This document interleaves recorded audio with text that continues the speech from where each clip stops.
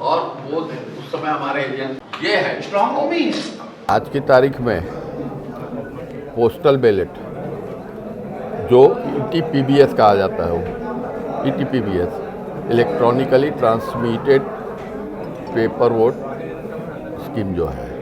और उसके सिवाय 80 वर्ष से ऊपर के जो मतदाता हैं जिनको विकल्प था कि उनके घर जाके वोटिंग हो सकती है, और दिव्यांग लोगों को भी ये विकल्प प्राप्त था। वो वोट लिफाफे में पैक होते हैं। चूँकि वो लिफाफे या उसका वो टोटल बंडल स्ट्रांग रूम में नहीं रखा जाता, उसको ट्रेजरी में रखा जाता है, जिसकी आगे चल के सॉर्टिंग होगी मतगणना के पूर्व विधानसभा वाइज। कि यह ओपन टू एयर जैसा मसला है, इसलिए हम इस बात पर जिला निर्वाचन अधिकारी को आगाह करने आए थे और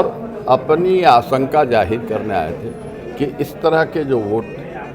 स्ट्रांग रूम में आज की तारीख में रखे गए हैं, उनको अपने इसमें ट्रेजरी में जो रखे गए हैं उसको स्ट्रांग रूम में रखा जाना चाहिए। और इस बात से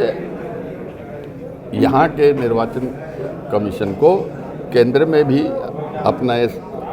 मांग हमारी प्रेषित करनी चाहिए कि इस तरह के जो मतपत्र का बंडल है उसे स्ट्रांग रूम में रखा जाए। हमारी व्यक्त आशंका के प्रत्युत्तर में जिला निर्वाचन अधिकारी ने हमको आश्वस्त किया कि उसकी पूरी देखभाल और रखवाली की जाएगी। फिर मेरा आदमी बोलेगा वो